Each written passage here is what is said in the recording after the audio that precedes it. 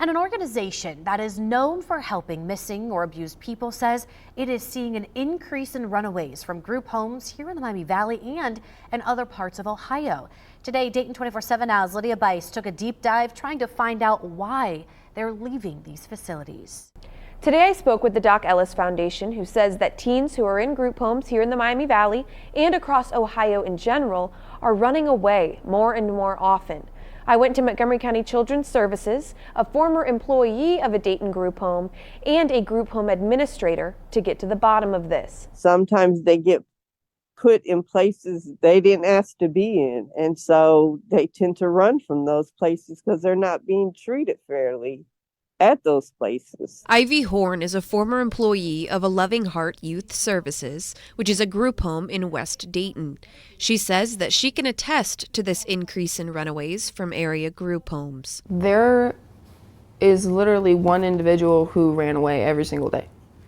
Every single day we had to call Dayton Police for an AWOL for this kid. Horn says that she thinks there are two reasons teens decide to run: the conditions of their living situation and the fact that they miss their families. They're getting taken away from all this sense of normal, and a lot of the kids that are there are from other states. So like they're states away.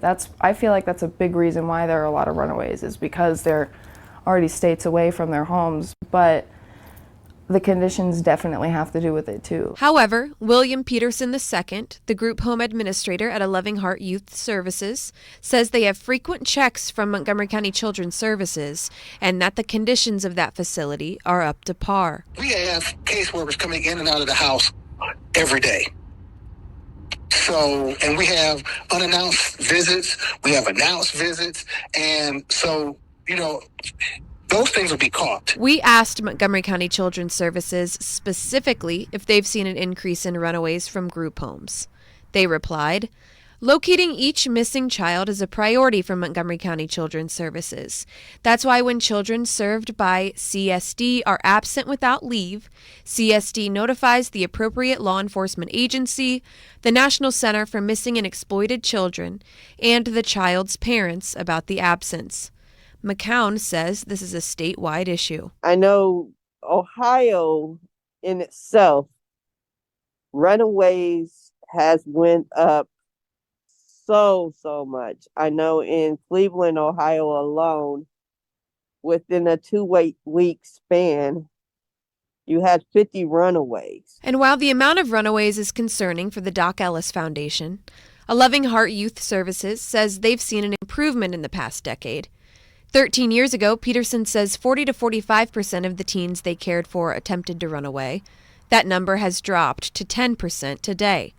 And when a missing teen is found and placed back where they are supposed to be, the Doc Ellis Foundation has resources that provide hope for the future. We try to offer the wraparound services, which, we put them in contact with mentors. It's one thing to find them and to bring them home, but it's another thing to make sure they don't end up right back in the streets. I reached out to the City of Dayton's Mediation Response Unit today to see if they've seen an increase in calls to group homes in our area this year.